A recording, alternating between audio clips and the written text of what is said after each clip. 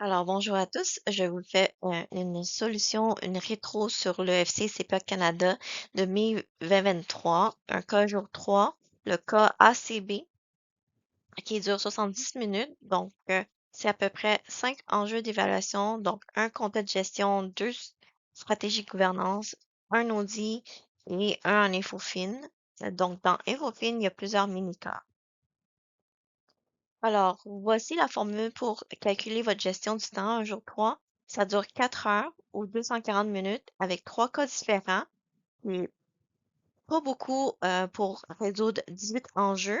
Donc, allouer à peu près entre 10 minutes, en moyenne 5 à 10 minutes par enjeu d'évaluation. On vise EVC, sauf pour compte de gestion, audit, InfoFin ou compte de gestion, votre rôle, vous voulez faire C et le reste c'est EVC. Euh, Comme vous pouvez voir ici, je vous ai donné un exemple de calcul de mai 2023, les trois cas. Donc, euh, heure de but, heure de début, heure de fin, la durée, lecture à peu près 20%.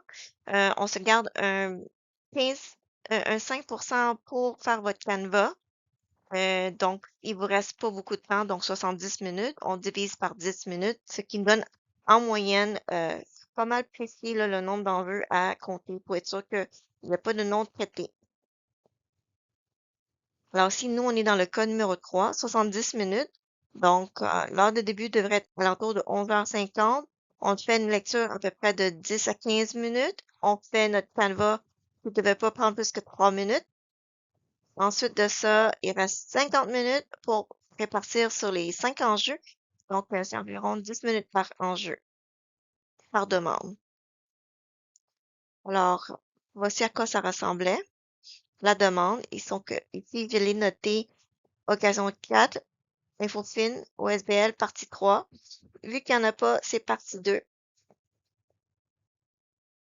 Alors, bonjour à tous et bienvenue dans cette capsule d'un rétro des enjeux InfoFin. Donc, ici, on parle des enjeux sur les éventualités des provisions, soit en IAS 37 ou en NCCF qui est le 3290. Alors, sans plus tarder, comme vous pouvez voir, ça a été très testé et ça revient souvent, soit dans un jour 2 ou un jour 3, que ce soit dans des contrats déficitaires, des poursuites, des pertes éventuelles, des provisions pour démantèlement, euh, un gain éventuel, des provisions pour une restructuration. Donc, commençons. Ici, on est dans un cas de jour 3, mai 2023, le cas Association canadienne de bobsleigh. Donc, comme vous pouvez voir ici, ça c'est l'annexe de l'énoncé qui demandait dans l'énoncé principal, ça demandait de traiter les enjeux d'InfoFin. Quand on ouvre l'annexe, c'est écrit dans l'énoncé. Alors, comme vous pouvez voir, ici, c'est votre mini-cas. Je vous la lis. En 2023, l'un des bobsleighs s'est renversé pendant l'entraînement et un bobeur s'est cassé le pied. Notre inspection a révélé que le boulon de bobsleigh était usé. En général, un entraîneur inspecte le bobsleigh avant une course. Mais notre unique entraîneur était malade cette journée-là. Le bobeur a engagé une poursuite contre nous et demande 100 000 de dommages et intérêts. Je pense que cette poursuite est sans fondement puisque nos bobeurs ont la responsabilité de vérifier l'équipement et ont tous signé un formulaire de décharge. Je ne veux pas payer plus que 15 000, mais nos avocats pensent que le paiement devra être autour de 50 000.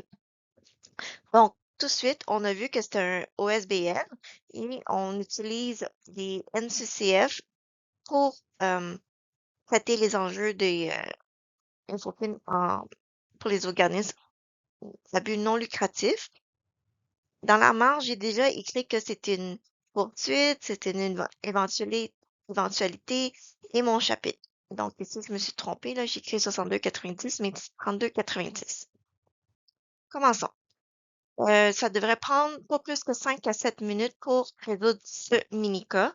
Comme vous pouvez voir, je le reformule dans mes mots. L'organisme applique les NCOSBL. Lorsque ces normes ne couvrent pas une question, il faut se référer au NCCF à la partie 2. La poursuite intentée contre l'organisme constitue une éventualité selon le chapitre 3290, une éventualité. Les avocats estiment probable qu'un dédommagement et ils évaluent la perte à 50 000. Comme enjeu ici, on doit déterminer si la poursuite doit être comptabilisée comme une perte éventuelle et à quel montant. Donc, la norme applicable, c'est le 3290. Qu'est-ce que la norme a dit? On va commencer par définir la nature. Le paragraphe 5, 3290 dit toute situation incertaine susceptible d'entraîner un gain ou une perte pour l'entreprise et donc l'issue ultime dépend de l'un ou plusieurs événements futurs dont on ne sait. Si effectivement ils se produisent, le dénouement de l'incertitude viendra, selon le cas, confirmer une augmentation de l'actif ou une diminution du passif, ou encore la perte ou la dépréciation d'un bien ou la création d'une dette. Je viens justifier euh, appuyer le passage de la norme par la poursuite répond à cette définition d'éventualité puisque il y a une perte possible de résulter jusqu'à 100 000 $. Ça, c'est le montant qui a été poursuivi. Paragraphe 12, qu'est-ce qu'elle dit? Le paragraphe 12 de 3290, ça dit que le montant d'une perte éventuelle doit être comptabilisé dans les états financiers par la passation en charge lorsque les deux conditions suivantes sont remplies. Donc, on va venir analyser deux conditions euh, pour comptabiliser initialement cette perte éventuelle. Premier critère, ça dit il est probable qu'un événement futur va venir confirmer qu'un actif avait subi une dépréciation ou un passif avait été créé avant la date du bilan. Alors oui, ici, c'est arrivé avant la date du bilan, qui était le 31 mai 2023. Et 2, B, le montant de la perte en question peut faire l'objet d'une estimation raisonnable. Donc, ici, comment je vais venir justifier, c'est que la probabilité doit être jugée selon l'avis des avocats, qui est indépendant. Les derniers estiment que le dédommagement est probable, donc l'événement est considéré comme probable. Il y a trois estimations possibles ici. Le 100 000, c'est le montant de dommages en intérêt qui a été demandé. Le 15 000, c'est le montant que ACB est prête à verser. Et 50 000, c'est le montant qui est estimé par l'avocat. Le paragraphe 13, qu'est-ce que ça dit ici? L'estimation du montant de la perte éventuelle à comptabiliser dans les états financiers peut être basée sur des renseignements indiquant la fourchette dans laquelle se situera le montant de la perte. Si à l'intérieur de cette fourchette, un montant quelconque semble plus probable que tout autre, c'est le montant que l'on porte aux états financiers. Mais si aucun des montants situés dans cette fourchette ne peut pas être considéré comme plus probable que l'autre, on va venir comptabiliser le montant minimum. Alors, on justifie par les faits du cas, c'est que comme nous disposons d'une fourchette, nous devons déterminer si l'un des montants compris dans cette dernière est raisonnable, ou sinon nous devons comptabiliser le minimum. Un de ces montants estimés a été fourni par une partie externe indépendante, donc les avocats. Nous pouvons donc considérer qu'il s'agit d'une estimation le plus raisonnable. Parmi ces trois montants disponibles, il y avait le 50 000 fourni par les avocats, qui était la plus raisonnable pour comptabiliser cette perte. Alors, quand on a des éventualités comme ça, pour donner plus de profondeur dans les analyses d'un jour 2 ou un jour 3, qu'est-ce qu'on va venir dire? Est-ce qu'on va venir ajouter aussi par voie de notes? Donc, le paragraphe 18 et 19. Qu'est-ce que ces notes-là disent? C'est que il faut donner plus d'informations qui est en lien avec ces pertes éventuelles-là. Donc, A, qu'il est probable que ça va se produire dans un futur, qui fait l'objet d'une estimation raisonnable. B, qu'il est probable qu'il va produire l'événement futur, va venir confirmer cette perte-là.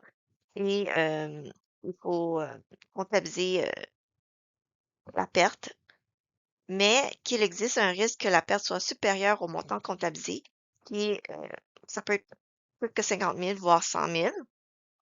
Il est possible de déterminer les risques qui va se produire, va venir confirmer la perte. Et 19, ça dit dans les notes, au minimum, ça nous prend la nature de l'éventualité, les estimations du montant de la perte ou mention de l'impossibilité de procéder à une telle estimation. Et puis, ben, le cas échéant, le risque de la perte soit supérieur au montant comptabilisé. Donc, 18 et 19, ça dit à peu près la même chose. Euh, donc, ici, la nature de l'éventualité, c'est une poursuite pour dommage corporel. Le montant estimé est de 50 000, mais il est très probable que le risque soit supérieur à 50 000 au montant qui est comptabilisé. Alors, comme conclusion, on va dire la perte éventuelle doit être comptabilisée pour 50 000 et présentée en note avec des mentions de risque que la perte réelle dépassera ce montant-là. Comme écriture comptable, on va venir enregistrer la perte, on va venir augmenter les charges au débit de 50 000 et on va venir augmenter le passif au crédit provision pour perte éventuelle de 50 000. Et ça met fin à cette capsule.